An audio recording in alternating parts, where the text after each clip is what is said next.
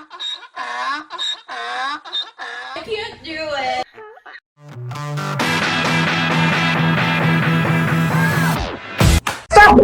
It is a Friday. Well, you won't be listening to this on a Friday unless you're listening to it like 2 Fridays from now or whenever. But you know, we pre-record all our shit here at the Naughty Donkey Studio. It is March the 3rd and it's Friday. We're going into the weekend. I'm excited about it. I'm actually probably going to go to the beach for the first time in like a year.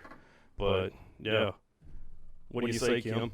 If the weather holds up, go for it. It's been nice for most of the month. So. Yeah, well, look, we got Kim Onash in studio. Hello. She made the trip all the way from Cary, North Carolina. She drove up through the forest of Creedmoor. Yeah. Actually, I'm down in Holly Springs. I just stopped in Cary on the way up. Oh, did you do the tollways? No, I took the back roads. Oh, yeah, see. The back roads always add like 10 minutes to my drive, so I'm like, But sure. it's prettier. I mean, why be on a freeway when you can be on a beautiful street going through trees? Well, I'm trying to think like what back roads you took to avoid the tollways. So Just not 540. Because 540 is so beautiful. Yes. I love the view of the airplanes as they land at RDU. It's perfect. Oh, yeah. Gorgeous place. So, what's going on, Kim? How are you doing? I am doing well. Glad it's a Friday as well.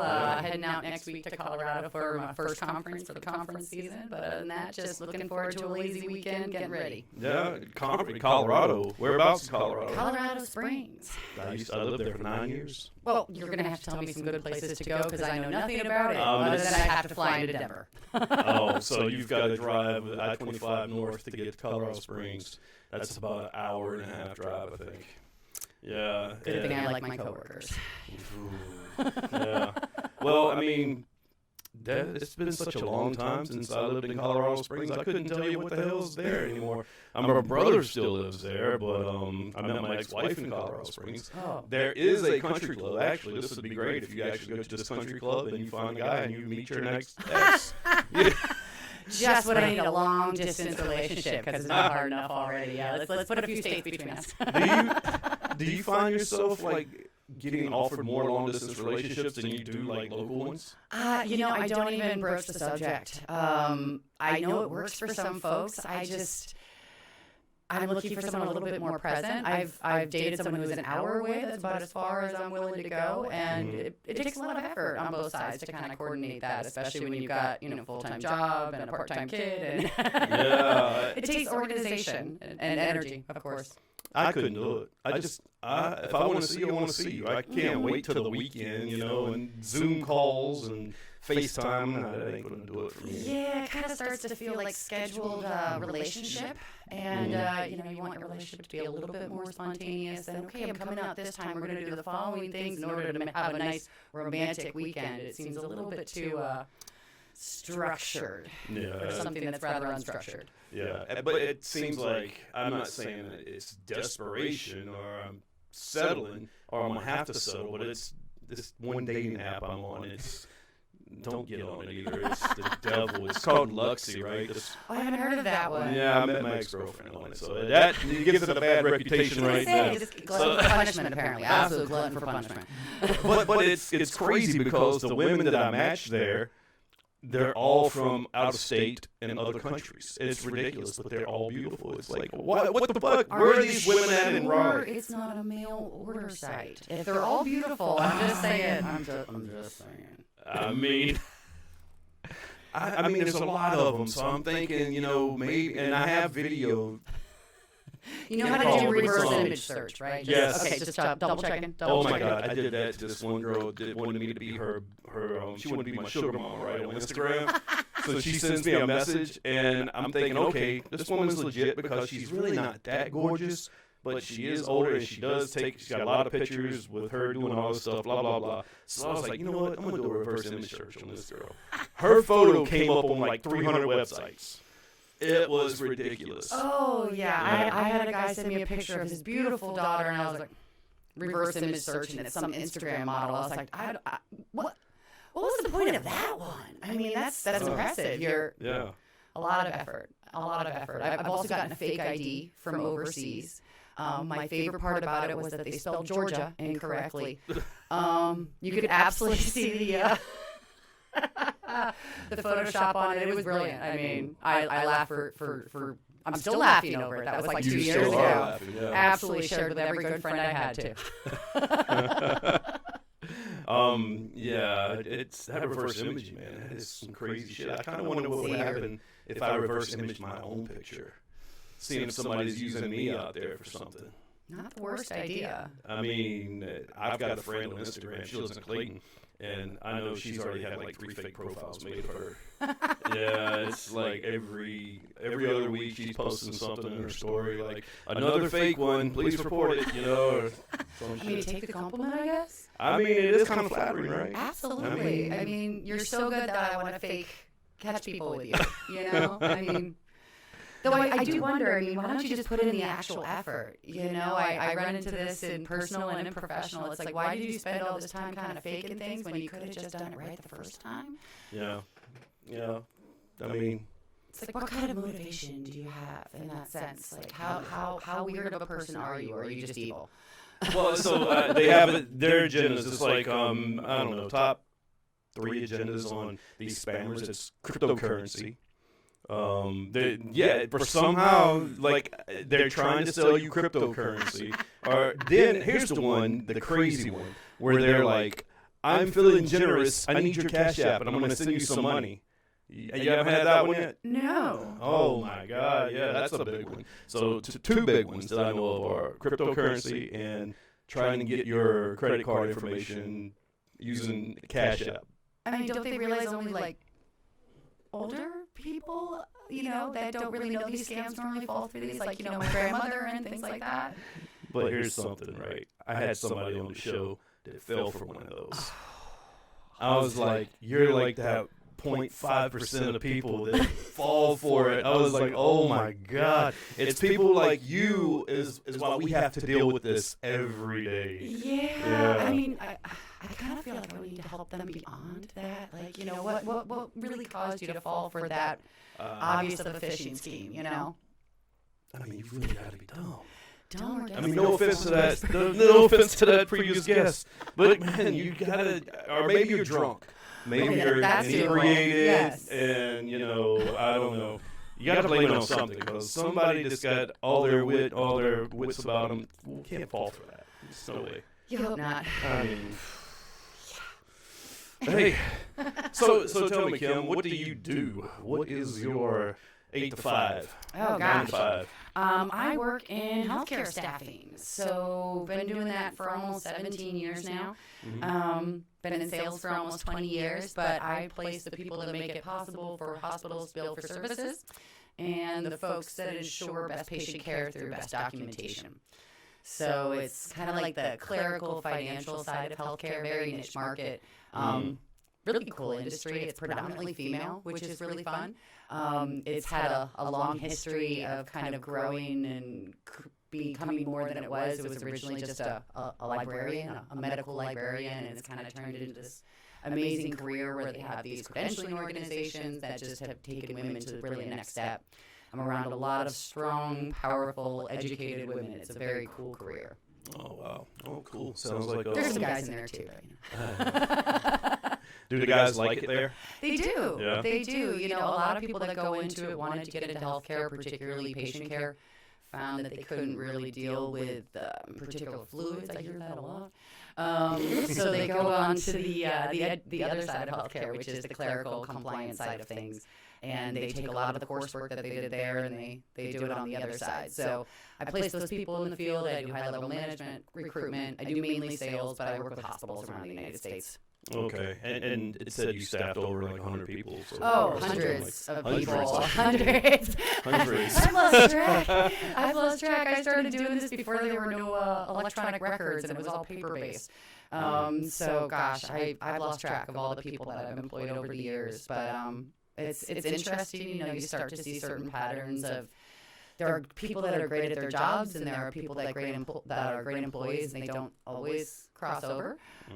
Those that do are just phenomenal. I mean, you'd clone 1,000 of them if you could. Yeah. And you work really hard to keep them working too. What got you into that? Really random. So I was selling copiers. Selling copiers. Selling copiers in Los Angeles. That sounds like a terrible job from a movie. Terrible job. It was like it was like a dumber version of The Office or something. It was awful. I mean, way too many 20-somethings in a bunch of cubicles. We all had liquor in our cubes, and everyone was dating everyone. It was just a mess. Sounds fun. It was actually. But yes, it just wasn't really for me. I mean, copiers.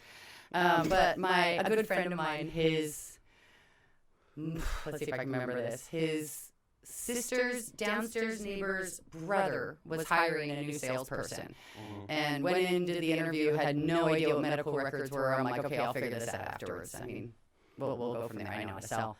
Got the job, thankfully, and just kind of learned as I went. Cold calling, just walking into hospitals, introducing myself, asking them questions. Had no idea why I was asking the questions, but they were good questions apparently. I'm with my third company now in the same space. I tend to gravitate more towards small companies. So this is the third company I'm building. My last one got sold, and I left after it sold. Third company you're building. Wow. So you started from the ground, and you just...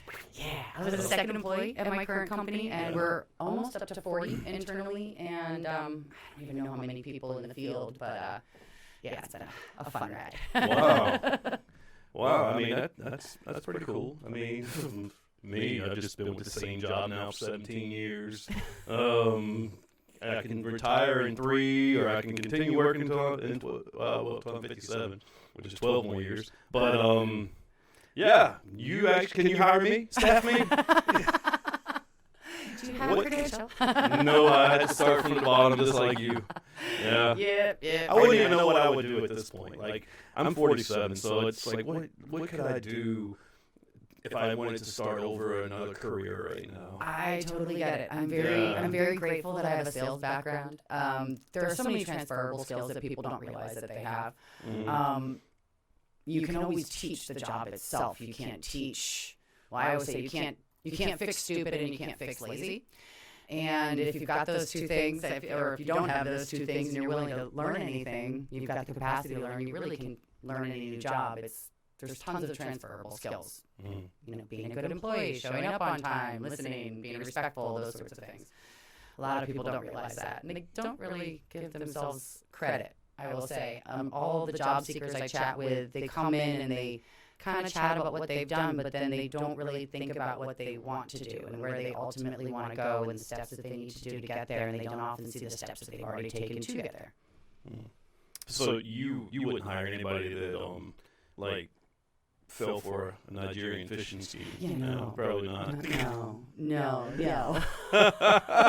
People in healthcare get lots of phishing emails, so I got 3 today. And let's tell everybody what you did before. You had a pretty, roll your eyes, but I got to touch this because I did a little more research into this. And, when were you, so everybody, she was on As the World Turns when... In another life. In another life. My college years. College years, which really wasn't that far away. I mean, I'm not going to say your age, but... Oh, that's fine. It was over 2 decades ago. Yeah. I mean, I was in the Army 2 decades ago. So, I mean, when I was in the Army, you were on As the World Turns. And you were Barbara's daughter, right? Yeah. Oh, my God. I had a big crush on her. Yes. I was Barbara's daughter during the point where she was all burned up. So we always called her Barbecue. Oh, no. It was the best. It was something I did when I was younger. I always acted when I was a kid. It was, how I spent my time. I worked with a modeling agency in Philly, and they sent me up to New York, and they had a commercial department. So I started working with the commercial department, and then the agent I worked with went over to an actual agency, and an acting agency, and she brought me with her, and it was kind of a fluke. I mean, that's where it happened, huh? Yeah. 17 years old, living in New York on a soap opera with way too much money. Yeah, because I had fun. Oh, I bet. This is why I call them my college years. And then you moved from New York to L.A., Yep. right? And what did you do in L.A.? Same thing for the first few years. didn't have tons of luck. I had some. I did an episode of Firefly. I did a cruddy sci-fi movie that I got to go to Bulgaria for, which was awesome. Oh, which that's was cool. Billy Zane and Stephen Baldwin, both great guys. Did a commercial with Carrot Top. Oh yeah, was he Jack Carrot Top back then, or? Let me tell you, he is just an attractive person. I just think he's got like bumps all over him. Oh, this is Does he? Yeah, 'cause he's very all- strange. He's got this like Cro-Magnon thing going on with his eyebrows, and so yeah. And unfortunately, got into a car accident. Ended up on crutches for a while, and my agent dropped me, and my manager dropped me, and I was Son like, of a bitch. yeah, it was that moment where What an asshole. holy crap, what do I do going forward here? Oh, man. 22 years old, no college education, sitting in LA, no savings. I was like.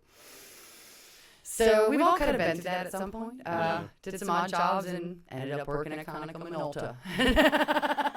Konica Minolta, the copier. Yes, settled debt for a little while. That was fun. Got to negotiate debt down. Worked in a few bars, of course. I mean, if you're an actor in LA, you are most likely a bartender or a waitress. Really? Oh, yeah. Oh, you mean like Oh, trying sure. to be a? Oh, yeah. yeah. Okay. Since I'm an actor, you're like, oh, great. So which restaurant do you work at? And that's probably everybody in LA. Everybody's Oh, doing that. absolutely. The new episodes of Party Down just came out. I don't know if you've ever heard of that show. Oh, my gosh, it's fantastic. The cast in it is phenomenal. Jane Lynch is one of the main leads. You recognize the whole Jane bunch. Lynch. Oh, yeah. Yeah. She's my favorite lesbian in Hollywood. Oh, she's the bestest. Yeah, she's awesome. So it's all about these actors trying to make it, but they all work for a catering company. We've got Lizzie Kaplan in it. I can't remember the lead guys, but it's Lizzie Chaplin. I'm sorry. Chaplin. Yeah.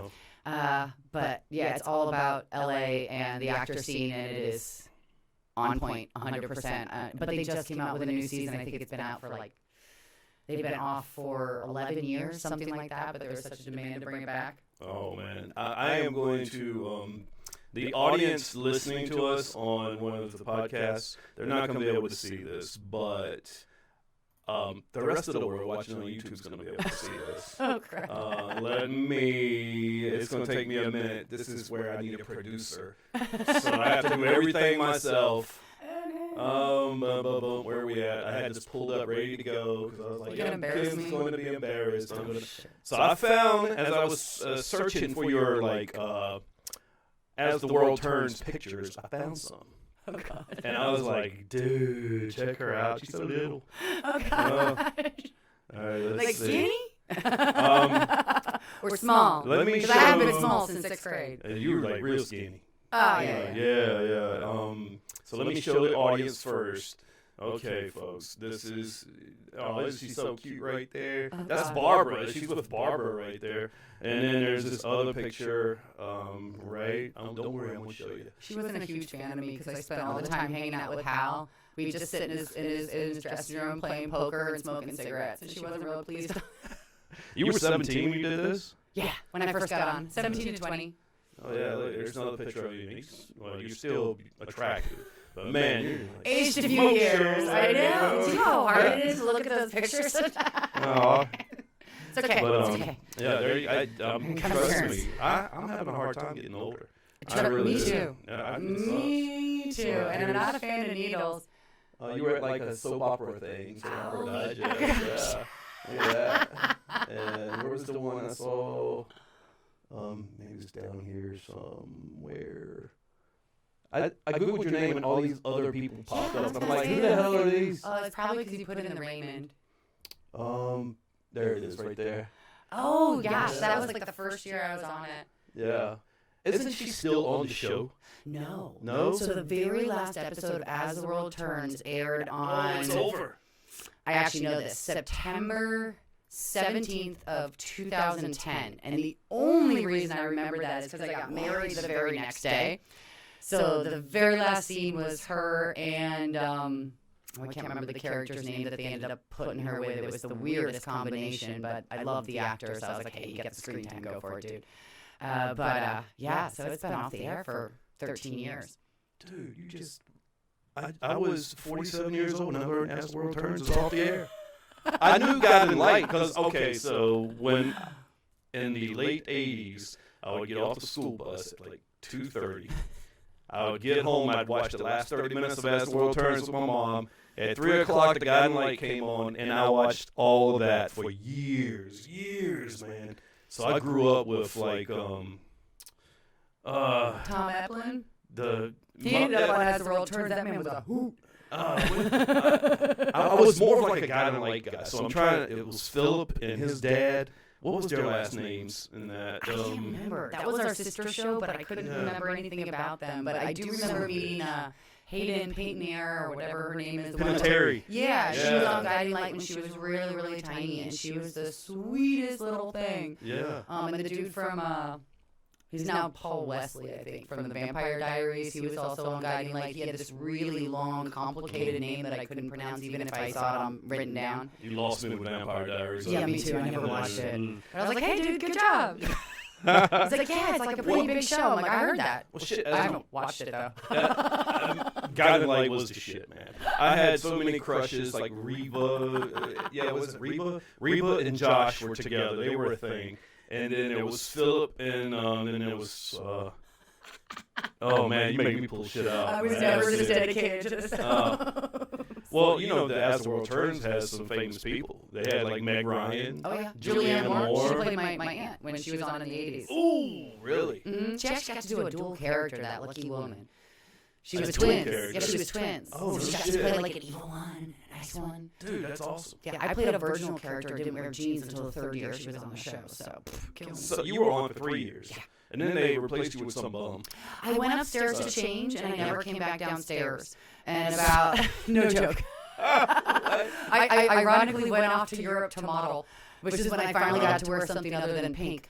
They wanted me to look really virginal, which that's it's a really boring character to play on a soap. I mean, you want like the evil virgin one. character? Yeah, like the sweet one that never does anything wrong and everyone does things to you. Boring. Never fun playing the victim on a soap opera. You want to play the villain, for sure. But I went upstairs to change, never came back down. And about 3 years later, they brought on the evil Jennifer. I'm like, you've got to be kidding me. I waited this long, and you brought on the evil one after me. But no one liked her. So Why did they make her evil? Because Jennifer was boring. She was so boring. Did she have like some kind of life traumatic incident to make her evil all of a sudden? Like I'm sure it was the modeling industry in Europe. Let me tell you something. The little bit I experienced, I'm like, you're hangry all the time. Really? So where'd you live at when you were overseas? I just went there for a competition. We were down in Nice. Oh, in Nice. Yeah. Is that Italy? France. France? Okay. South of France. South of France. So, have yet to be to Paris, but Nice was very nice. I've been to Paris once. I went on the Eiffel Tower, and I don't know. Have you ever been on the Eiffel Tower? No, because I'm terrified of heights, so I'd probably have a panic attack and pass out. It might not work for you. No. But there's a floor. You can only go so high on the Eiffel Tower, and I think it's the 4th level. And we went up to the highest point you could go. And when you get up there, there's people have written their names and all kinds of things. You know, Tom loves Lucy, or what, hearts and shit all over it, right? And so I took a Sharpie and wrote NWO Wolfpack. I wonder if it's still up there today. You know? How long ago was that? 1998, I think. Okay. Yeah, it was a long ass time ago. Same time I was in France. It must have been that kind of year. That must have been. Must have Yeah, been I was in the military in '98, and in what are they called? Those it's like army trips or military trips. Leaves? No, it's like I want to say NCO, but that's not it. Was it like USO Oh, trips. okay. Yeah, so I took one of those, and me and about 20 other guys from my unit went, and we went there, and then we went to Spain, and we went to this place called Lloret de Mar. It was my first interaction with a nude beach. Oh my God, I was the creepy white dude with my disposable camera, laying down with my towel. I was like, no. oh man, it was great. I had such a great time. And They're great when the right people are there, but when it's just people that shouldn't be at a nude beach, you're like, oh, this has just ruined it for me. this was kind of a mixture. It was there was like a lot of teens out there. There's a lot of middle-aged folks too, but you can't. Beggars can't be choosers, right? I don't know. I mean, these haven't seen the sun in a while. They would probably burn a lot. I mean, that's usually what happens when you have skin that doesn't see the sun. It's like, oh, I'm gonna go to the nude beach. It's like, great, I can't touch my boobs. They have 30-degree burns. So I don't know. I can't get on that one. So when I lived in Colorado, I worked for this cable company called Philadelphia, and they send you to Los Angeles for a tech school, so you can become a Tech 3. Basically, it's just more money and more work. And while I was there, I went to Venice Beach, and I laid out, and instead of putting on sunblock, I put on tannin oil, and I fell asleep, and I got second-degree burns. Yeah, they had to send me home from training because I was in so much pain. I had to go to the emergency room. That's how bad it was.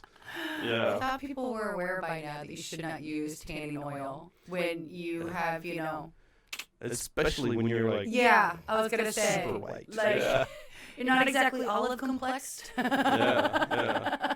So my kids, they're both olive complex. Well, because my ex-wife is Hispanic, so they've already got this perfect natural tan. They don't even have to work for it. But they can go out and just burn. Nothing happens to them. They're lucky as fuck. I'm constantly just 50, 75, must have umbrella. Must have umbrella. Must have umbrella. You're like me. Yep. You're like me. I'll end up with heat stroke within 2 hours. Oh my God. No matter how much I put on. I am a heat stroke victim, actually. Me as well. Really? Oh, yeah. Okay, let me hear your story. Spent most of my wedding reception puking in the bathroom. Oh my gosh! You sure that was the heat, or just I just got married? What the fuck? No, it was definitely the heat. Definitely the heat. Standing in the big, heavy dress in the Arizona weather that was a little bit hotter than it should have been in September. Didn't really get a chance to eat, and it was a great memory though. One of my favorite memories from my wedding is turning behind me as I'm praying to the porcelain god, and every woman from every step of my life is behind me. One of them's holding my hair, and one's covering my dress, and one's, getting something to wet my back down with, one's getting me a drink. So it was a wonderful experience. We turned that one into a positive. Oh, that's okay. I would just definitely, because you divorced, right? So I'd have been like, yep.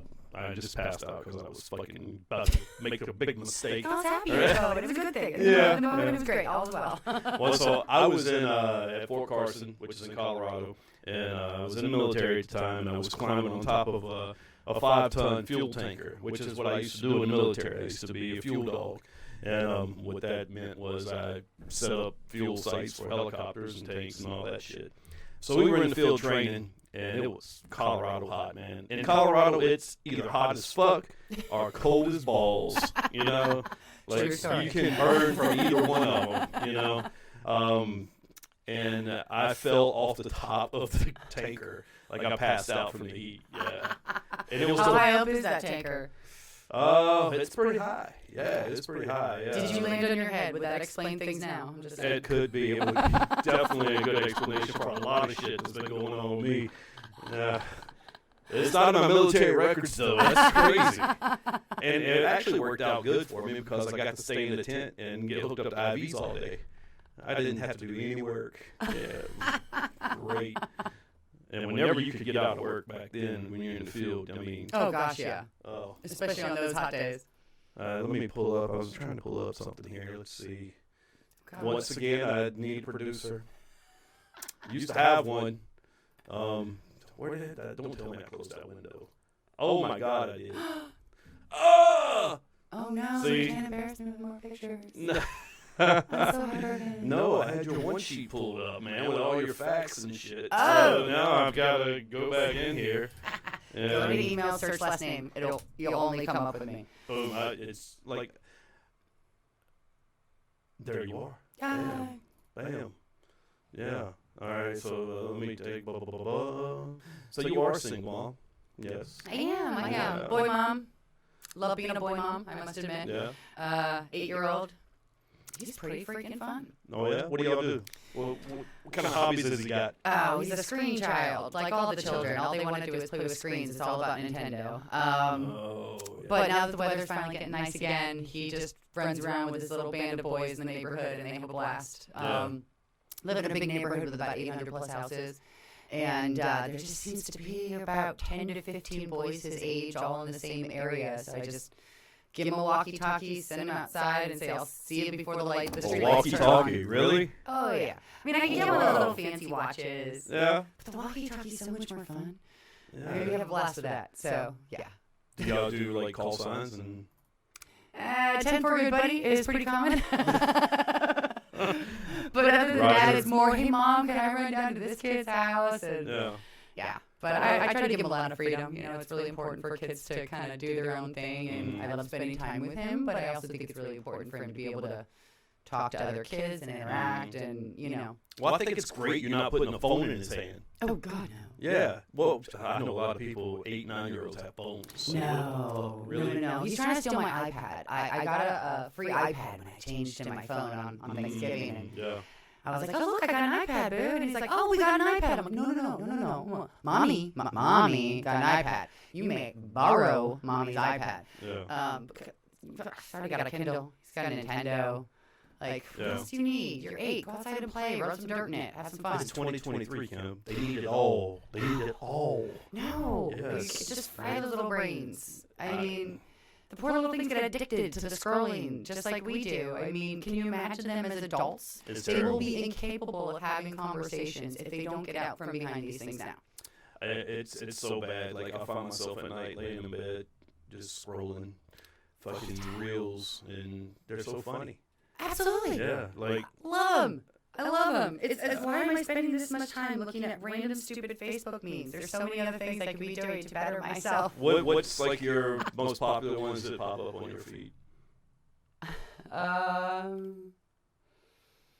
have a lot of workout stuff because I love the funny workout videos, like people that don't know how to work out, and the hypocritical girls that yell at guys for staring at them when they like walked in front of them and started doing, deadlifts. Yeah. Have you seen the ones where these girls are in the gym and they're squatting down on guys' faces and acting like it's an accident? Yeah. Like, this guy's about to bench press and this girl goes over and just, like, bends down and grabs some dumbbells and acts like it's an accident. I have. So far, I've only seen it with couples. I mean, even if a guy found me attractive, I don't think I should be dropping that into his face without any kind of, it's still kind of assault.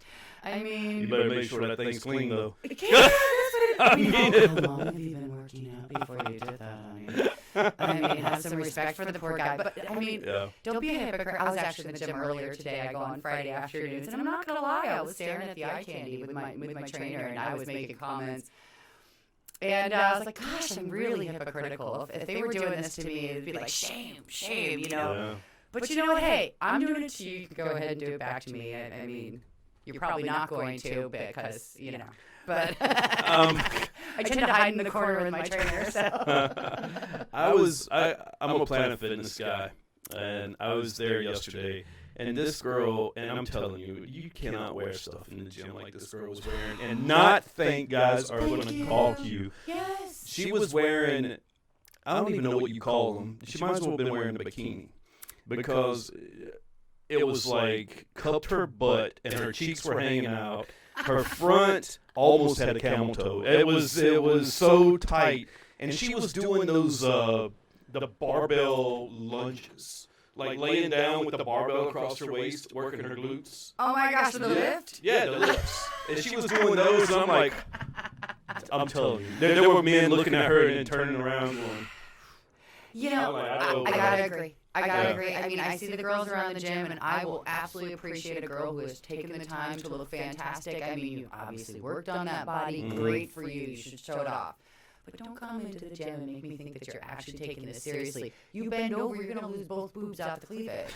Like, you can't work out like that. I mean, granted, you look great. That's fantastic. Go take your pictures over by the mirror. But please don't get on my machine when I'm trying to actually work out. You did like fitness videos. Yeah, you did like 3, like you're laying on the machine, you did 3 reps. Like, I kind of want to use that for about 40 reps. So if you can come back when I'm done. Oh my God. I have very little patience. And then they complain that everyone's looking at them. So, my theory is they want to be looked at if they dress in like that. Yeah. They want to. They want the attention. Because they know they're cute. Oh, yeah. And, yeah. You know, there's a flip side to that on the guy side. Really? Oh, yeah. I want to hear this. They wear skin-tight pants that go to their ankles. I can see everything. Yeah, Everything. It's disturbing. And there's like a couple of them at my gym, and I'm just like you're seeing the penis outline. oh, everything. Like, you know, yeah, and it's just why? And it's funny. My trainer mentioned earlier, you know, once guys get to a certain point of working out, the testosterone kicks in, and there's certain things that they can't control, if you know what I mean, that like you shouldn't have in public. So I'm like, so what happens to these guys who wear these skin-tight pants where I can see, like, everything? Okay, so I get this. I get this. So disturbing. I get this. Disturbing. But these guys are probably hung like a horse. They are, no? No. Okay, well, that theory busted. Because I was saying if I had a hog like that, I'd be cheering that on, you know? But you can't... It's like I say, you know, if you're going to be a gross guy to send, you know, inappropriate pictures, you make sure that you're comparing it to a pencil or a Coke can, and you look better in both senses. Otherwise, don't send that. A pencil or a Coke can? Don't send it. Wow, Just don't send it. That's two different worlds right there of, wow. You know what? We actually did a podcast on this a couple episodes back. But unsolicited pictures? That one, and we did the size matter. And I believe like pencil dick was one of the measuring points. It's like it's thin and long, has the same effect as a. Oh my God, I'm gonna say it wrong. I can't remember. Was this? Oh, I'm assuming it was a woman who said this, right? No, it was something we read. We actually read this. It was it written by a the woman? New York Times or the New York Post had an article on it. Why did the New York Post have an article about penis size? Refer back to our podcast. Holy. But yeah, it was How far it is fallen. like the. Oh my God. No, the only way to truly deal with unsolicited pictures is to send back gangbang. Gay gangbang. Yes. I'm sorry. I thought we were sharing pictures of penises. Absolutely. I don't want to see what's in your phone. You've got like this folder no, you that don't says save it. You don't armed and save ready. it. This is how your phone dies. I mean, Oh. you burn out computers, you know? I want to see your search history. I want to see where you've It's got a lot better since I've been off, you know, plenty of fish. Trust me.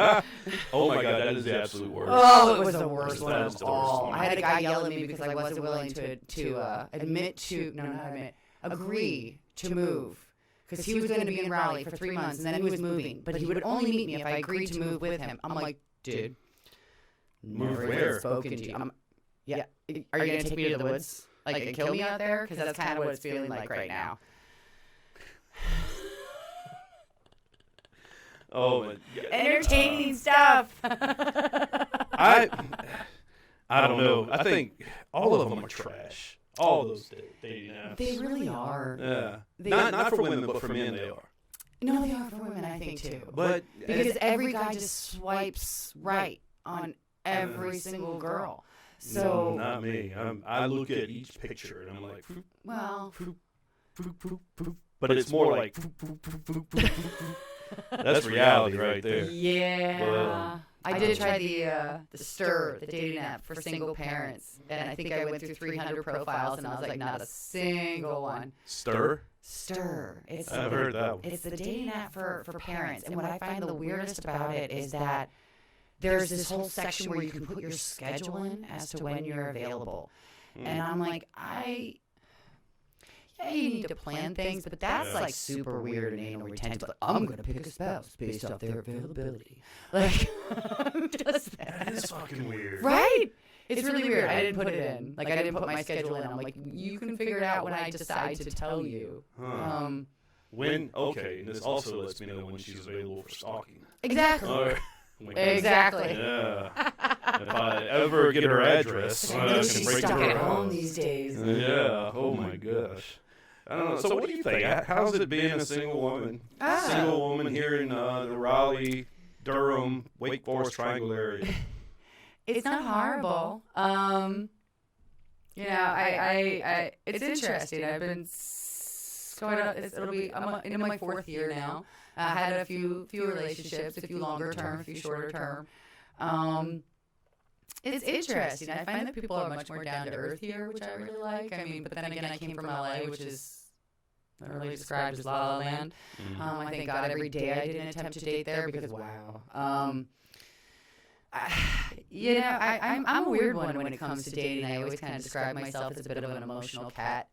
Like I can be very aloof, or I can be very, very affectionate. Aloof. Like I like some people, I don't like other people. There's really no rhyme or reason sometimes. It's just, but I've always been really just kind of took care of myself. I've been that way forever. I moved up to New York when I was 16 by myself. Been paying my bills since then by myself. I got married, but, you know, even then, after having my child, we decided he would be a stay-at-home dad, so I was the only working parent and the breadwinner for the family.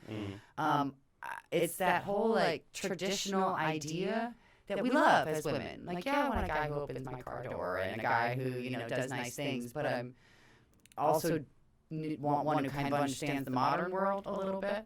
I tend to be a little bit more of a classic feminist as far as, like, I want to be equal. You know, don't give me any special treatment because I'm a woman, just kind of treat me equal. But in relationships, I still kind of believe in those traditional gender roles a little bit, which is kind of hard for me because I'm a very type A personality, and I tend to can run over some people who don't have the backbone to stand up. So I can see that. I can see that. Yeah. So it's interesting, you know. Well, you don't go from the bottom working in the freaking the records room to like being the vice president of a company. It's money run over. So I mean, yeah. I mean, because I've always been so self-sufficient, it's like I like it. I'm used to being by myself. I like hanging out with my kid. I like having my solitude. So it's like you kind of got to compete with the peace that I find in solitude. To be perfectly, it's true. I mean, it's there are things I can't do, obviously, for myself. Not, you know, in normal things. We're not talking gross things and sexual things, but, you know, normal things. There's a lot of things I can't do for myself. But, you know, it's wanting that partner that kind of, you know, is the yin to your yang. He's strong where you're weak, and you're weak where, you know, and vice versa. And yeah, that's like what everybody's looking for. I mean, yeah, I just find that a lot of guys are just, they're very emotional, and I'm not. Like, yeah. I'm that true Aquarian. The fastest way to make me run away is to tell me your feelings a lot. I got bitched at because I didn't tell my feelings enough. It's always the opposite of what you do. I'm like, what no matter what you do, you're always scared. I got accused of not being a good communicator and not being emotional enough, not showing enough affection or. Yeah, I've been called Ice Queen because I'm just like, I just no.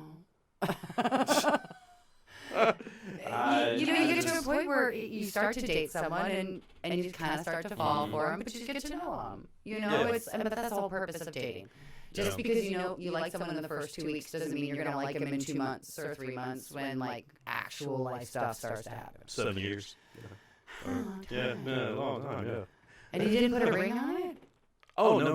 I'm talking, like, most averages end at 7 years. Oh, yeah, that's like totally. Average. I made it, I think, to 9 in my marriage. 9? Oh, I made it to 14. Oh, good job. Yeah, I moved to North Carolina. I figured that might help. Little kick in the gears. We were real unhappy in California. No, we got divorced in North Carolina. Yeah. Got married in Colorado. And then, that year wait. I mean, what masochist came up with that? Okay, seriously. Like, oh, you must be physically separated for a full year before you divorce. Okay, so you know what that means? Lawyers get paid more. My lawyer was great, God bless him, but why should I have to do a separation agreement and then do a divorce decree? Like, why can't I just do it all at once? Like, why do I have to pay you for a full year of negotiation when, like, we're both kind of on the same page? Because this is the Bible Belt. Oh. And they want you to make sure you have spent every moment possible to make sure this marriage is going to work. They need you to take a whole year to think about it. Yes. I can't get on board with that. No. But there's ways around that. I mean, if you're divorced 3 months, Well, you go to your ex and say, hey, look, let's just tell them we got separated back 12 months ago. And if you both agree on it, then they can't prove it. You They had don't to show give a like the shit. proof of it. You had to show like 2 separate bills or show like proof of a residence or something. No, because I remember Remember you it. like 4 years ago, my ex and I would have loved to have talked to you. Hey, I remember it plain as day. Like, me and my ex-wife, who I have to say we're pretty good friends now. Excellent. Yeah, but the day we waited actually 2 years before we went to the courts. And the day we went to the judge was a female, it was a black female judge. She looked at us and said, are y'all sure y'all want to do this? And I looked at my ex, I was like, yeah. She looked at me and said, yeah, let's do it. She goes, okay. Then she signed the paperwork, boom. Didn't ask us for any proof of address or when we got separated. Yeah. Ours was finalized during COVID. Oh, yeah. So it was all remote and all that fun stuff. So, yeah. Ooh. Still celebrated, though. We gave each other a high five. Did you throw a divorce party? No. We're supposed to have a gathering to celebrate it that day. Other things happened that unfortunately took the attention away from my day. Uh-oh. Yeah, we won't get into that story. Are you sure? Okay. Well, one leaves drama in the past. So, okay. sometimes people don't realize when it takes a year and a half to get to a day and you spend, 5 figures to get to that day. Maybe they should Oh, my God. let you have your day. Ooh, okay, yeah. But that's okay. Mine was like not that bad. I didn't want to have like the full-on divorce. I just had to have a little gathering where we drank and, had some wine and cheese. Yeah. Did you have a big wedding when you got married? I know you said you passed out. Yeah, it was interesting. We did a destination wedding in Tucson, and beautiful location. It was like Casa del Sol. And back in the 20s, it used to be an old girls' boarding school for all the rich kids. Like the Folger girl went there and all that fun stuff. Very cool little casita place that has like a courtyard in the middle of all the rooms. And it's an interesting story. All the windows have prickly bushes that grow underneath them because all the girls kept sneaking out their windows at night to go meet up with the the barn guys were strategically placed there. Because they kept sneaking out to go hook up with the horse guys. Beautiful location, but it was a more intimate wedding. I will say, though, probably my favorite part, of course, was looking back at all the ladies in my life and my very good friend Lauren Hyde, who I've known since, second grade. She did the entire Bye Bye Bye dance. And then jumped in the fountain. Bye bye, bye bye. You mean that one? Yeah. Oh. Yeah. So By it the was way, big. It's only like okay, no, 69 people, including why? great number. I had to use it. I think the other best thing about my wedding, another marriage actually came out of it. Our best man and my good friend that I invited, they ended up getting married a couple of years later and are still together. So. Oh, that's pretty cool. It So is. wedding romance does happen. Apparently, yes. Oh, cool. I don't go to enough weddings. That's I my always problem. cry at weddings. They're always so nice, but at the same time, I'm like, did you get that prenup? Like, Are you crying because they're getting married or because you? oh, it's so lovely. Like Yeah. the whole idea, and there's so much promise, and it's like, talk to me in 5 years when you need someone to walk you through all the hard parts. But I mean, the first day, that day it should be wonderful. Everything should be awesome. No matter what goes wrong, it's the first day together. So. Yeah. I think if I ever get married again, I want to have like the full blown, like great, amazing wedding. Oh no. I have to. Simple wedding, awesome No. party after. Well, I did that. I got married at a chaplain on Fort Carson. There was like 6 people there. All right, and then after we went to my apartment and cooked steaks on the grill. That was the reception. Okay, I can It see was- why you want the bigger one. Yeah, I just wanted Yeah. to, like, I don't know. Just to say I did it, But then if it costs more than like $5,000, I probably won't do it. It's so expensive. Yeah, fuck It's that. so expensive. It's ridiculous how expensive it is. I mean, the amount of money that you can put towards a home instead of a wedding. I had a friend back in the day, $175,000 for her wedding, and this was in like Oh my God! late '90s. It's like, girl, you could have bought a house for that. Like, what were you thinking? Literally 2 houses, probably. Yeah, Nice ones. yeah. I mean, not worth it. I mean, personally, I don't think I'm gonna get married again. It seems like a Yeah. lot of hoopla. I don't know if I'm ready to share my closet, to be perfectly honest. I say I'm not, but you never know. I don't know. I mean, it would take him here. I was talking to a friend earlier. I was like, you know what?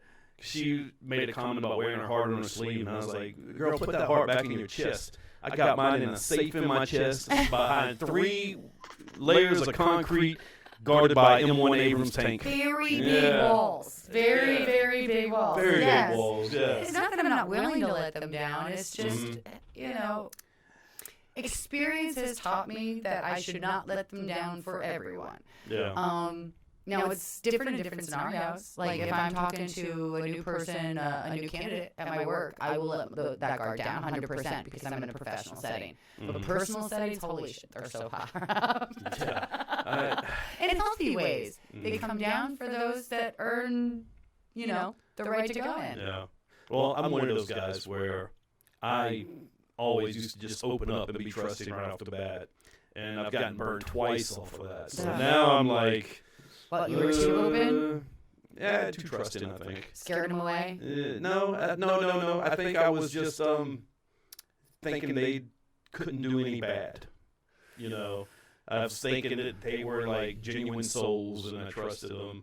But I always got fucking smashed on that. But, you live and you learn, and I hate to say it builds walls, and you get tougher skin, I think the tougher skin's more important, definitely. I mean... I was off of dating apps for about 2 years and went back on them, and I'm like, wow, this is such a different experience for me now. I mean, it's just, you can read through the BS a lot faster. You don't get bothered by people that don't message you back. You don't get bothered by people that ghost you. It just kind of rolls off your back a little bit easier because you just kind of realize, you're like, I'm in such a great place. If you're not, that's cool. Yeah. But don't come in and mess up my area. Like, I'm not here to fix you. If you need to be fixed, like, there's a door. I do a lot of self-reflection. Please do the same until you come back to me. And I'm like, I don't want to find somebody that's damaged already. I can't do that again. Why can't I just find somebody? We are all damaged. Yeah, but we there's are layers all of damaged. I always say, look, tiers of damage. We all carry baggage. We all do. You have a choice between 2 types of baggage. You can have that little one that you do the carry on and it has all the pertinent stuff that you need, or you can take the gigantic suitcase that's always overweight and it takes forever to get it through security, and you can keep all the bad baggage, all the baggage you have with you, or you can just keep the pertinent shit with you. Keep the pertinent shit with you and move on.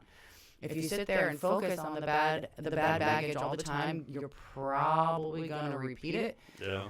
It's better just to realize what was bad about it, accept your part in it, and move on. Because otherwise, you're just going to cry over it all the time. Well, shit, I got baggage. Everybody has baggage.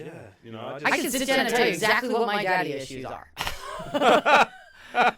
But, I mean, I can come to terms with them. I work around them. It's a healthy thing. It's just like any addict, If you recognize what your issue is, you are able to fix it.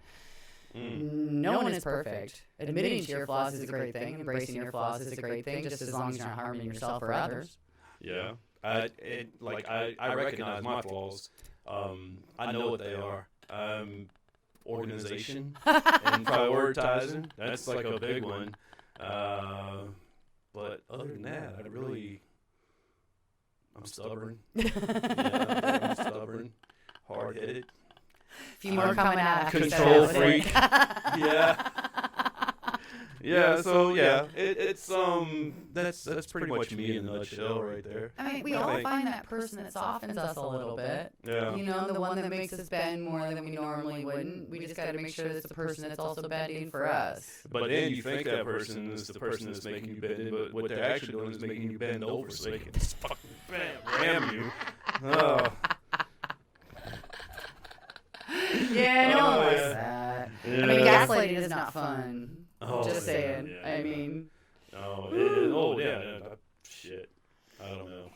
You know what? So I did have this thing. I looked up here. The 5 common single mom struggles. Let's see if you agree with these. All right. And there's actually a lot I can go into here. So financial strain. No. Okay. I can see where a lot of women would probably 100%. Yeah, I think that it's so normal for women to go into that stay-at-home mom role. I mean, it was very natural for my ex-husband to go into it because why would we spend your entire paycheck on daycare? It makes a lot more sense for you to raise your own kid. And a lot of women are in that situation as well. So they end up, in my case, getting divorced and being on their own. I did struggle for the first few years, but I also worked my ass off to not be in that situation anymore. So I think a lot of them, you're in a marriage for 7 to 10 years. Yeah. And then you feel like you can't get back into the workplace and you struggle. And yeah. That's when I recommend going and getting a license. Physical therapy is a great one. Physical therapy. There are jobs everywhere for that. It's one of the most marketable skills right now. Ooh. So I recommend it to any single mom who's trying to find that career path. Physical therapy. Let me shout out to my people over at Epic Physical Therapy and Falls to the News. Yeah, I love them. Jen, Eric, and Daphne over there. They hooked me up. Like, I've had double hip replacement. So I just had my right hip replaced. And I'm at 100% now. My legs are stronger than they've been in a long time. Like bionic. Oh, I am super bionic. Like when I walk, can you tell everything slows down and you hear that? You hear that noise? Yeah. Watch, you'll hear it when I get up later. But yeah, shout out to them. So yeah, I love my physical therapists. Yeah. They do great things for a lot of people. Yeah. It's a wonderful career. Social isolation. This could be a big one because you can't go out because it all depends on your family situation. Do you have family around? Do you have your ex? Do you share time with them? But if you are one of those parents where you have the kid 100% of the time, no family. Oh, you're screwed. That's when you got to make mommy friends. Yeah. You got to have, 3 or 4 so you guys can kind of rotate. One parent watches, the other one while everyone's able to kind of go out. I share 50-50 custody. My ex is a great dad. So I have, every other weekend off. The only time it really kind of is a struggle is when schedules are different, if they also have a kid. But, yeah, I'd say that. The scheduling for sure. Yeah. I'm fortunately, when I was divorced, my kids, both my kids are grown now, 22 and 18. So, yeah, my son's in the Air Force. My daughter lives with her mom now. So I never really had that issue because we split them 50-50. But I don't understand this one, though. Decision pressure. What does that mean? Decision pressure? Like making decisions for your child? Like school, college? Yeah, I think actually the complete opposite. There's something very empowering if you're, of course, get over, any kind of fear of it. Something very empowering about being a single mom. You are everything. You bring home the bacon, you run the house, and you show your kid what a strong woman can be. Mm-hmm. Whether you have a daughter and you're showing her how self-sufficient she could be, or you have a son and you're showing him what a strong woman is. I mean, I feel like you're more focused in your decisions because you're more focused on doing right by your kid. Mm-hmm. Yeah, I don't agree with that one at all. Yeah, but there's a con to that. Like, you can never be the good cop, right? You always have to be the bad cop if you're a single parent. I tell my kid, I'm not here to be your friend. I got one job. You can't be an asshole. If I raise an asshole, I've failed. Yeah. If you end up like the wolves or feral, I'll just send you back to the wolves. And so, I'm not even gonna lie. I was always the good cop. Oh, always. Man, yeah. that sucks. Well, I'm used to being the bad cop. I'll be the good cop. I negotiate well with my child. Yeah. I just try to talk to him like a person. It's like, look, I would let you do this totally, but the fact of the matter is I need to be a good mom and set boundaries and standards for you. So, shit. Well, you got a son. So, I do. You know what? You're so lucky. I am. Because I swear to God, I am so glad I only had one daughter. Because if I'd have had more than one, I would probably be admitted to Holly Hill right now in a straight jacket. Mm-hmm. Or there's no telling. I might be in Europe. My dad had 4 daughters. Oh, my God, your poor dad. And I'm the youngest. And the third shortest? I've got one who's 6 feet, one that's 5'10", I'm 5'9", and then my sister's like 5'8" and 3/4. My dad went gray by about 40-ish. Kind of like me. I was gray in my 30s. Yeah, that poor man. He's like, you know, but he always made the joke. He's like, you always make sure to marry someone attractive because you don't want to have to explain to your kids why you're more attractive than them. I'm like, geez, Dad. Like, that's so wrong in so many ways. It's like, have you seen your mother? Well, your dad said make sure you marry somebody more attractive than you. Yes. Ah. Or at least someone attractive, because you don't want to have to explain to your kid, well, you're good looking and they're not. I love your dad. My dad was pretty awesome. Oh my gosh. Well, they say that two beautiful parents make ugly kids, but I don't know if that's true. No, it's all genes. It's all genes, right? It's all genes. It's how it all gets mixed together and all that fun stuff. So. And it's all in the what's it called? Like DNA. The DNA. DNA. DNA. It's in the DNA. Yeah. The big anyway, where are we at? Let's see. Decision making. Decision making, guilt, fatigue, no breaks. Okay. Yeah. Guilt, yes. I spent the first 4 years of my son's life working 14-hour days. That's just how it was. At the time, I had been with my company for 9 years, and I was covering about 95% of the sales for the company, along with all the operations and everything else. And I had clients in Hawaii, and I had clients in New York, and so I'd work till about 11 o'clock at night. I usually started my day at about 7 a.m., go to make phone calls, sales calls till about 2 or 3, then I'd go home and I'd answer emails for about another 8 hours. So I didn't interact with my kid in the slightest. On the good side of things, one of my languages of love is gifts. So the child had enough toys to fill 3 playrooms. So I just kept buying him crap. But then, you know, that was a big deciding factor for me was, and leaving my old company, going to my new one was, I want work-life balance back. I want to be able to spend some time with my kid. My kid doesn't know me. I don't even feel comfortable taking him out because I've never done it really that much. My ex was a great dad, but I kind of really didn't get a chance to be a mom until my kid was 4. So huge amounts of guilt there. Fatigue, absolutely, but I think that's more my fault than his. He goes to bed on time. I do not. Big fan of that 1 a.m. You stay up late in your bed on your phone. Yes! Watching Netflix. Oh, God. I didn't go to bed till midnight last night watching freaking 1923. Oh, my gosh. Did you finish it? I did. Episode 8. It was so good. So, first off, okay, it kind of pissed me that off. Hunter guy, hello. Oh, my gosh. Oh, what's his name? I don't care. No, his wife. Are you kidding me? Oh, she's gorgeous. Fuck. She's gorgeous, but the amount of times he's just like, shh, stop talking. She is kind of annoying, but I will put up with it. Like when they're walking on the dock and she's like, I know you're smiling right now because she was walking in front of him and she made a comment about how the view from back there is great or something. And I was just like, you know what, just shut up. You are beautiful. Oh my gosh, love that show. Obsessed with that show. And spoiler alert, if you haven't watched it, you might want to turn your dial down right now. But I'm so pissed off at how it ended. I couldn't believe, I thought I there were was 10 mad. episodes. I'm like, this is how you ended? You couldn't even get him back to Montana? So are they done for the season? Done for the season. That's bullshit. No, I don't like the way they separated them on the ship.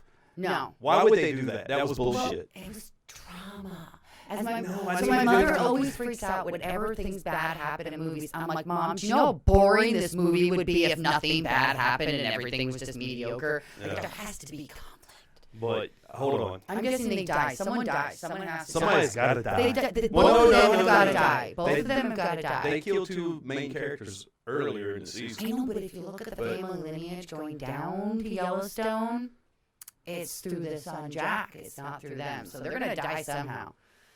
I'm trying to figure out what's the Indian girl got to play in all this. She is like the grandmother or mother of one of the kids' wives. I actually don't watch Yellowstone. Oh, I just do a lot of research online when I'm trying to figure things out.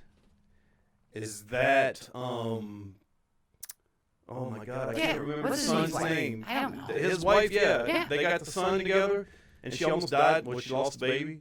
So she is kin to that girl? Yeah, I don't watch Yellowstone. What's wrong with you, Kim? Jesus. I've been really into historical dramas, and that's Like not what? historical. Oh, The Last Kingdom. Absolutely fell in love with that I've seen one. that one. That one's fantastic. It's on Netflix. Just ended. It's based off of the Saxon Chronicles, I think it's called. Watched the whole show, loved it, mentioned it to my sister. She's like, you do realize, like, those are our ancestors. I'm like, what are you talking about? Everyone in my family loves genealogy. So apparently the king and then his son, who are both in that show, is my ancestry through my maternal grandmother.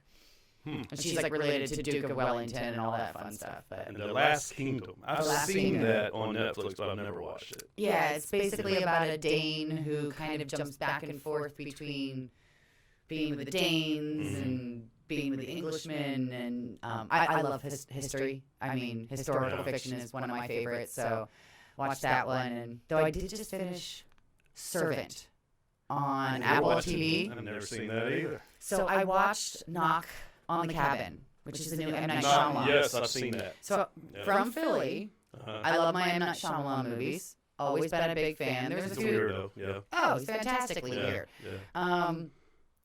But the newest one, I mean, maybe we should call for spoilers.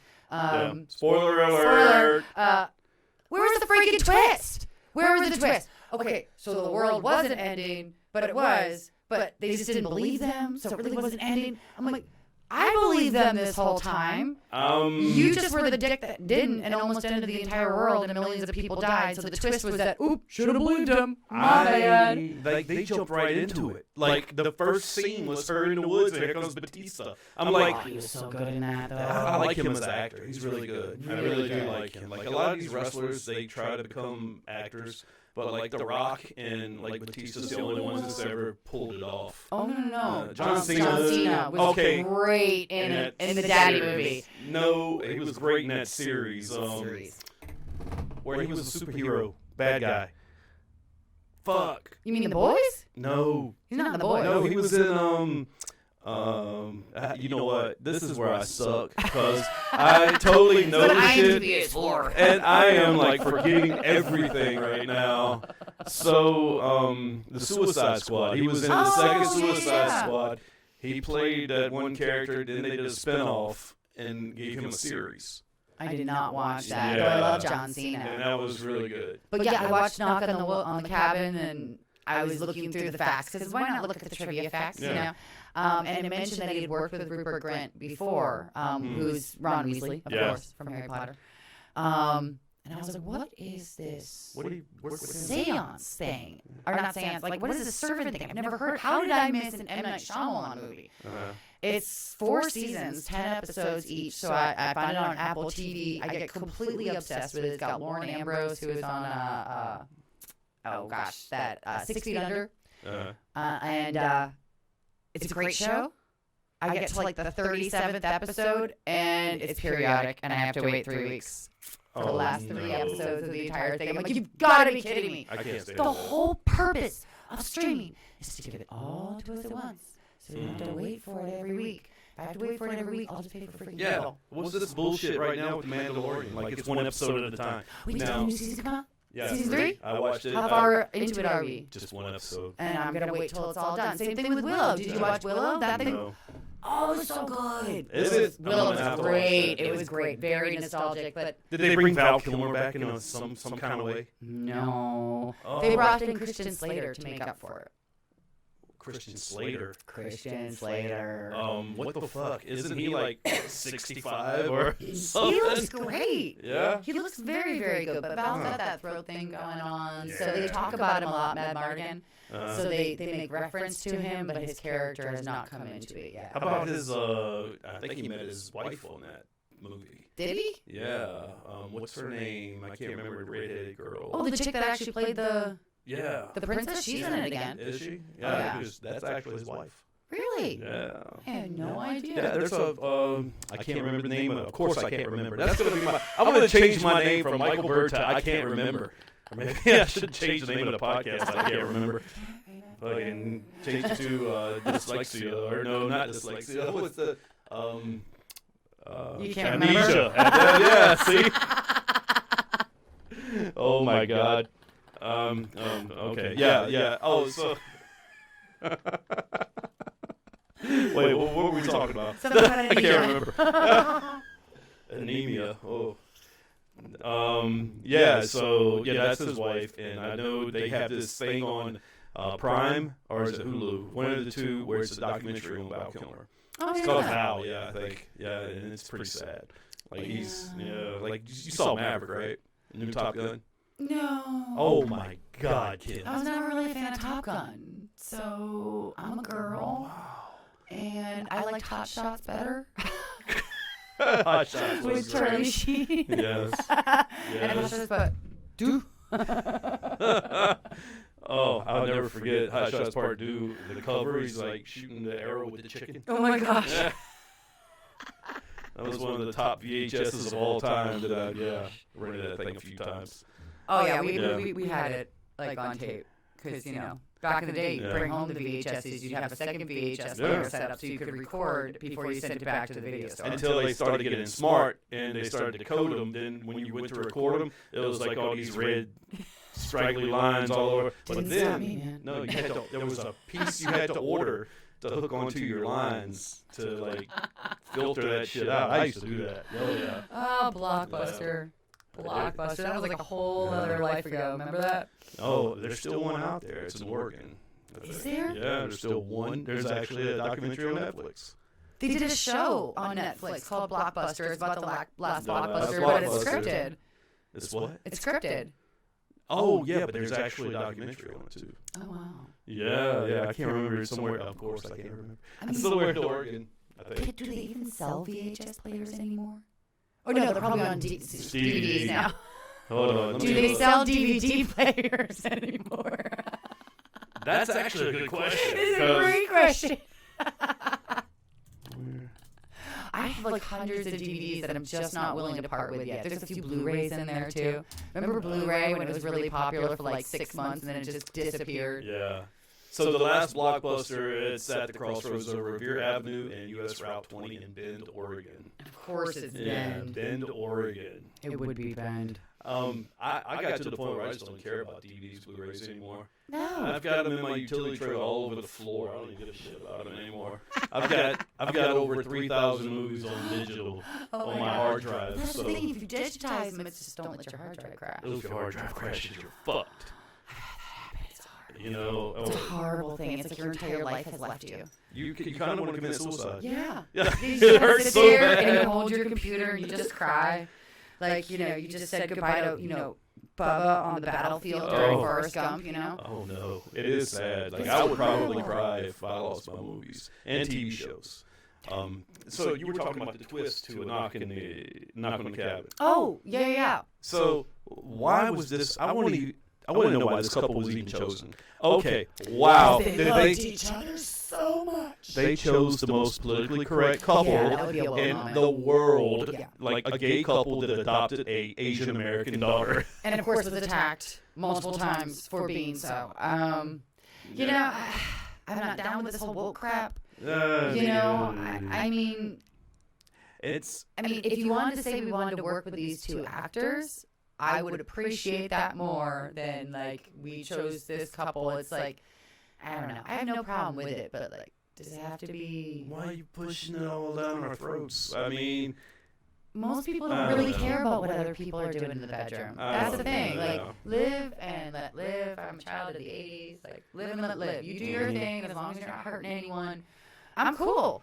I don't care if you love women or men or sheep or whatever you want to do in life. That's fine. Just like I'm not going to shove my stuff down your throat. Just live and let live. I don't need to hear about it all the time. I like that it's represented. yeah. I do. I mean, when you look at, how TV used to be back in the day, there was no representation of people of color, and now it's certainly better. But don't make representation just to make representation. Actually add quality into it and a reason for it.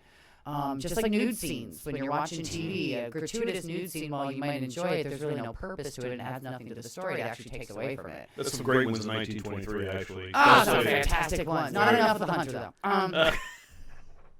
Just saying. At least we saw his wife's nipple in the shower. I saw that. Yeah. God bless streaming. Now you can curse and show nipples. I paused it for about 10 seconds. That's all it took. No, carry on.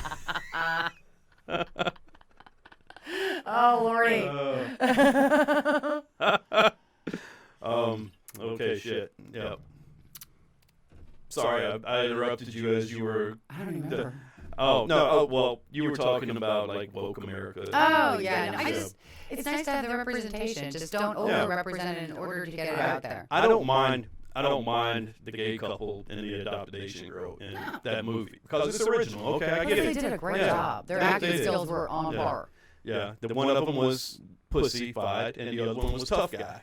You know, it was a good cop, bad cop. The one guy, well, the one that actually, spoiler alert, that was like, kill me. You know, Yeah. You know, he was kind of being the wuss. And, but it's when I see movies where they're remaking them and they're taking the characters and making them another ethnicity or they're making them another sexual orientation, that's why I have a problem. I'm like, I don't why really you gotta see the change point stuff? in that so much. Yeah. I mean, there are some characters that absolutely are very flexible. There's nothing like that really says they have to be this way or they have to be this way. And I read an interesting perspective the other day, which I do agree with, is there's this whole generation of younger kids who haven't seen these Disney movies. And these are their first representation. So it's kind of cool for them to see themselves represented.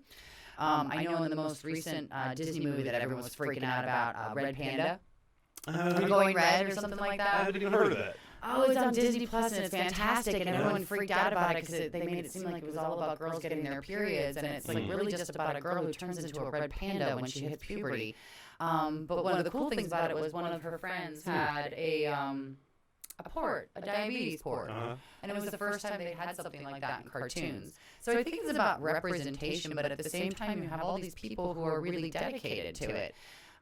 Like for me, when they made The Dark Tower with Idris Elba. Okay. I think I And- saw it. Oh, it's a great movie. Matthew McConaughey did an amazing job. Idris Elba, oh my gosh, love him. But when you take The Dark Tower, it's an amazing, amazing story. Is that what you're talking Yeah. about? Red Panda? Yeah, Turning Red, that's what it was. It's an amazing story, but one of the best things about it is the conflict between the main character, Roland, and Susanna, who is African American, and their conflict, and one of the reasons why Susanna is such an amazing, strong character is because of all the struggles that she's gone through being an African American woman in the 60s, actually. So when they did that movie and they booked Idris in there, it was like, okay, well, I'm assuming that you're not going to do a second because you've just taken everything awesome away from that character. So I'm okay with it. I think when it's nondescript and when it doesn't really play into the character, I don't really care. But when it's part of who they are and part of who created who they are and part of their backstory and really is a part of the character itself, like why would you cheapen that character and take that away from them? Mm-hmm. Yeah. So, like, I don't care about the Little Mermaid. She's a redhead. That's all I care about. Well, you know As a redhead, I want my redhead to stay. She was like the first real redhead. Yeah. But like Tinkerbell, the pictures just came out for Tinkerbell. She looks gorgeous. Tinkerbell was a ball of light. Wait, they recast Tinkerbell? Yeah, they're coming out with a live Peter Peter Pan. Pan, where all the Lost Boys are girls. I'm sure. That I heard him talking about. Did you this hear on the what they tried to radio. do to the Roald Dahl books? The who? The Roald Dahl books. Matilda, BFG. You've never heard of Roald Dahl? Never. Charlie and the Chocolate Factory. Yes. Roald Dahl book. Roald Dahl book. Yeah, like the whole Willy Wonka thing. Yeah, they created it off of his books. He's an English writer, and his writing's really offensive. That's one of the best things about his writing. He calls people stupid and he calls people fat, and it's it was just the era. And So they made Tinkerbell as African American. yep, they were doing it. Okay. And everyone freaked out because they're like, you're taking the best thing away. Like, there's a book called The Twits. 3 of the chapters talks about how stupid these people are, and they completely changed all of his words to make it more inclusive and not to hurt kids. I with hate that mean word. words. I hate that word, inclusive. Yeah, me too. Fuck your inclusivity. Fucking, that's what builds character. Yes. Not people not being inclusive. Yes. People work themselves up and better themselves to be inclusive. If you're inclusive when you're really not inclusive, that's when you get this false sense of security and you become a loser. And yes. You're supposed to be open to different ideas, but it doesn't mean that you have to adapt them. Yeah. I mean, we can all have different opinions. That's the best thing about things here. You know, we can say what we want to say, and we can do what we want to do as long as we're not hurting folks. Just why do you have a problem with other people doing what they want to do if you're doing what you want to do? You know, number one rule in life, don't be a hypocrite. If you stick with that, you'd be surprised how many situations you just keep yourself out of because you're not being a damn hypocrite. Because some people, their belief system is so strong that if you don't agree with me, then you disagree with me and I can't talk to you. Then you are the enemy. Then you are dead to me. Yeah, my mother is very conservative. Mm-hmm. My sister is very liberal. Oh, I bet Thanksgiving dinner is fun. I had to tell them to stop arguing on Facebook because it was embarrassing me. And this was after the Biden election and all that fun stuff. I'm like, oh my God. Like, I was worried for the relationship. And it's like, sometimes just let other people think what you don't have to agree. Just get over it. Yeah, it's stupid when you start arguing about politics. If you argue about the things you can change. You can't change what's happening in D.C. You can vote, I guess, but at the end of the day, just change what you can change. That's me. I don't get involved in politics. I don't get involved. I've got friends that are fucking pro-Trump. I got friends that are... Do I? No, I don't really think I do. I actually have some, because even my liberal friends are like, this fucking guy. You know what I'm saying? Oh, so, everyone's got an issue. I mean, so, I voted for Trump because I'm a conservative and I liked his money ideas. yeah. Did I like everything that came out of his mouth? Hell no. Yeah. And you know what? The shit that people didn't like him for, every president has probably said worse, just not on camera. Guarantee it. I mean, fucking Big Bill, man. He was a Democrat. He was getting head in the Oval Office. Yeah, I was in France during that time, and I got screamed at by a bunch of French people saying, "Your president's a damn pervert," because they're all walking around with countries on our shirts. Yeah. So they knew exactly where I was from. They're like, "Your president's a pervert." I'm like, "What the hell's going on? I'm 60." I had no idea what was happening. I had to call my mom and be like, "Why is everyone calling the president a pervert?" She's like, "Oh my God." Oh, I was in, it's funny you mentioned that, because it's like foreigners know you're American. Well, they see me and automatically they know I'm an American. So I was in Casablanca in Morocco, right? And I'm walking around with, for my job, I do a lot of overseas travel sometimes. And I was with my partner, and we were walking around, and there's all these shops and stuff. It's like a village. And we come up to this one little booth, and there's this guy. He goes, "Oh, America! Obama, yeah! Obama!" This was back when Obama just got elected for his first term. And I was like, oh, God. I cried when that happened. I was so excited. I was like, yay! Yeah, I cried, but it was for other reasons. Yeah. Nah, 4 years later. I don't know. I mean, God. No, he had great ideas. I will say, as someone who works in the healthcare industry, Obamacare was a wonderful, wonderful idea. Mm. Maybe you should have talked to a few healthcare professionals and find out the way that healthcare actually works. Because what you did was you limited patients, you limited healthcare systems, and you left the insurance companies to do whatever they wanted. You put no restrictions on the insurance companies. The reason why there's so many struggles in healthcare, it's not the physicians, it's not the healthcare organizations, it is the health insurance companies. When you get something denied, it has nothing to do with the hospital or the physician. They want to get paid their full amount. It's the insurance company. Like, there are actually states out there where sepsis, very, very common diagnosis, and it's not a good diagnosis, FYI. Usually you get sepsis when you get sicker in the hospital. You get an infection, things get worse. Like, hospitals get paid a lot less for sepsis. Or when someone has sepsis after going into the hospital. You want to be able to recognize sepsis as fast as possible in order to treat it. Because once you get to sepsis 4, you'll probably not make it. Shit. Or sepsis 3 even. So most states, in order for it to get covered, you have to meet the criteria for sepsis level 3, which is higher than sepsis level 2.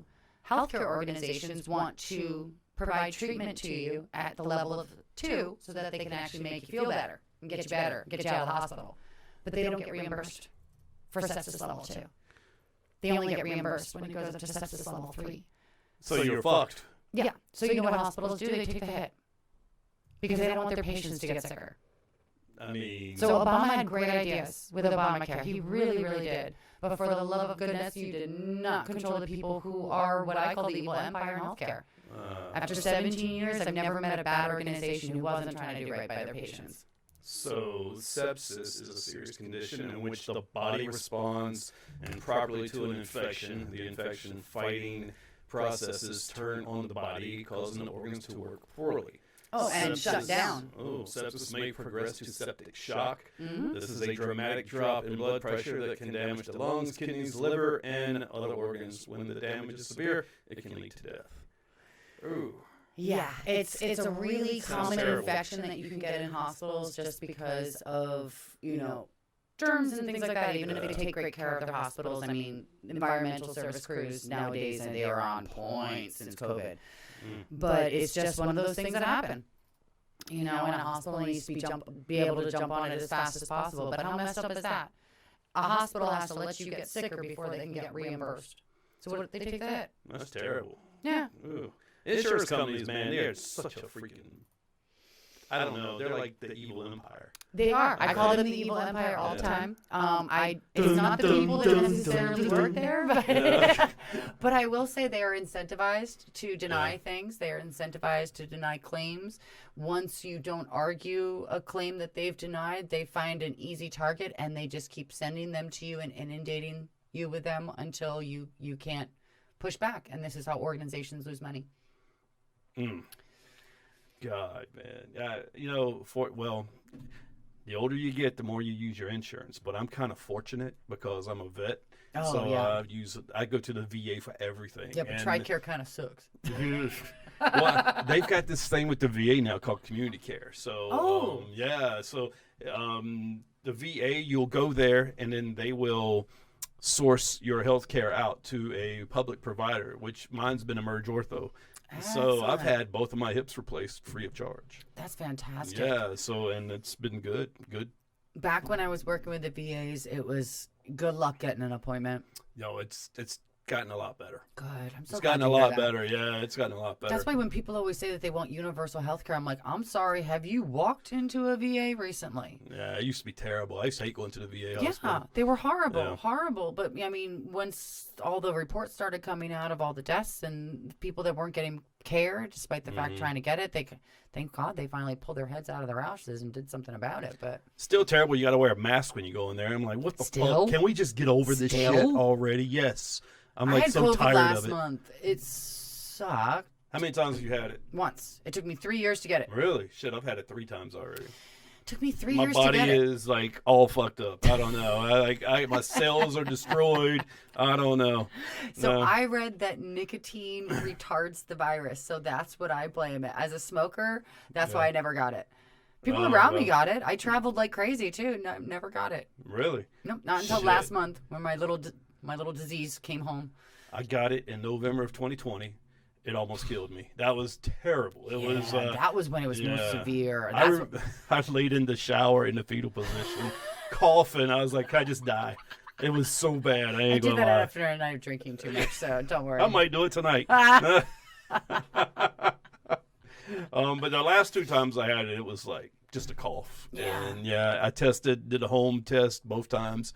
And 1 day later, I was tested negative, and then 2 days later, the second time. Well, yeah, because you had the antibodies from like the most severe of the COVID versions. Plus, I got fucked into taking the vaccine. Yeah, I'm not happy, and I hate to admit it, but the Department of Homeland Security, who I work for, back in 2021, I think it was around November. Get the shot or get fired. Get the shot or get fired, and I fucking was one of them guys. I'm like, I can't. As bad as I want to be that rah, fuck the people, power to the people person, I just can't lose my job. No. So I went and got the vaccine. It was the Pfizer one, the 2-part one. And, I waited as long as I could. I waited like 9 months or something like that. The only reason I took it was I was going to a conference and my coworker was pregnant. And that to me was worth it. Like, okay, I'll go. And I'm also going to be at conferences, and because I work in healthcare, they'll expect it. I actually knew people that lost their jobs as well. I mean, it was a huge thing in healthcare that if you didn't get the COVID vaccination, you couldn't work at a hospital. And They didn't take into consideration the amount of people that work remotely and never, ever, ever go on site. I mean, I know coders that live here and work for a hospital in Oklahoma. They'll never go over there, but they were still required to have their COVID vaccination or they lost their job.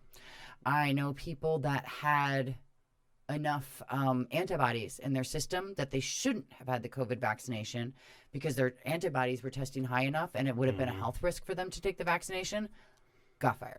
Well, I tell you what. It's messed up, man. I still believe there was some kind of deal going on with the government and Pfizer and these other drug companies to try and just get people to take these shots so somebody can get paid. Somebody's getting their fucking money. Yeah, getting their pockets lined somewhere. It's corrupt. Even if you don't go down the conspiracy theory line, which is a lot of fun to go down, trust me. My tinfoil hat. Let me put that on. All you got to do is look at the drug industry. Yeah. I mean, why are life-saving drugs thousands, hundreds of dollars a month? My son had childhood asthma. I had to buy an asthma inhaler every month. It was $300 with insurance. Wow. With insurance. I wonder how much those HIV pills are. Like, HIV is reversible now. Like, people are being cured from HIV. I bet you that is expensive. Incredibly. Don't know personally, obviously, but have friends. Me either. do have friends. Yeah. And I think it's around $2,000 to $3,000 a month. To stay alive. To stay alive. Yeah. But I guess if you get to the point where it's reversible, then you can just stop taking it. Maybe. No, I mean, this is like bipolar, man. Like, you got to keep it going. Otherwise, it comes back. Like, you can't take it until you feel better. Like, is this what Magic Johnson was taking back in 1992? God. My God. Is he still alive? Oh, yeah. He's fucking playing basketball. Probably. I don't know. No, I don't think he'd be allowed to. What if someone elbowed him? It's a health risk. No. He, played in 1992. He was on the 92 Dream Team. Oh, gosh. Yeah, when he had HIV and he played, and because there was a big thing about it. Well, you remember the South Park episode saying why he was still alive, right? No. They just blended Of course I don't remember. They blended up about $750,000 and injected it into his bloodstream. I think I have seen that before. Oh, my God. That's about right. But, I mean, honestly, if you look at what COVID is very similar to the same strand as HIV. I mean, if we are able to control COVID that has it's an RNA virus, and you keep telling us the reason why you were able to jump so quickly into the COVID vaccination is because of all the AIDS research that you did. So, you ready to kind of apply that now to the other side of things? I know you guys make billions of dollars a year at AIDS research, but maybe we can, I don't know, put that patient first. Start that focus. Yeah, I don't know. And it's do you think if there's ever a cure for cancer? No, they wouldn't give it. They wouldn't give it out. No. There's no way. There's way too much money in treatments. Yeah. I think that the healthcare organizations absolutely would try to fix it. Yeah. I think that there are some research organizations out there that are phenomenal. But I feel like they would have an untimely car accident where they somehow got shot in the back of the head during a suicide attempt, just because there's too much money in drugs, in legal drugs. I mean, gosh, North Carolina here, marijuana is still illegal. It's legal in how many other states at this point? Its medicinal applications are numerous, yet it's still illegal here. But I can go and get legal drugs like oxycodone. I mean, blows my mind. Yeah. They'd rather get you addicted to chemicals than, Well, it's like money. Yeah, it's like if somebody invented the engine that ran off of water. Well, they say that they have. They say that they have, but the guy keeps dying every time he does it. Yeah, his name is Stanley Meyer. He was he shortly after he patented the invention, he was murdered. He mysteriously died. It says Stanley Meyer was murdered shortly after he patented his breakthrough water engine. Meyer's invention promised a revolution in the automotive industry. Of course, you know how many people in Texas and those oil refineries are going to be pissed at him if I can make an engine that just runs off of water. We might not have a purpose over in the Middle East anymore if we had cars that ran on water. I mean, not to mention, it might be cleaner for the environment and all that stupid stuff. No. Oh, they don't give a fuck about the environment. No, they really don't. They give a shit They about do when we can my pockets. use it to get their agenda across. And that's usually how most people are. I mean, if you search the internet hard enough, you will find something to support your theory, no matter how stupid it is. Yeah. I mean, I can guarantee you no oil refinery in Texas or anywhere in the United States gives a shit about the environment. That's the last thing they are thinking about. And but Kim, I swear we've been on this for an hour and a half. Have we really? Yeah, we gotta shut this down. I hate to, but damn, I don't know if I can process an hour and a half video on this computer. I don't know if I got enough. We're gonna see. But hey, worst case, just cut out some weird part. I'm sure there's a weird part somewhere. Then we won't have any episode left. It'll be like 5 minutes. I in no way promised to be normal. I did warn you of this, right? No, this was great. I appreciate you coming on the show, and man, I hope you'll come back on again sometimes. Absolutely. Yeah, this has been fun. Hey, what was I going to say? Hey, thanks again. I forgot what I was going to say. He has amnesia, folks. I know it's getting Just so forgot. bad. Maybe I remember how to sign off.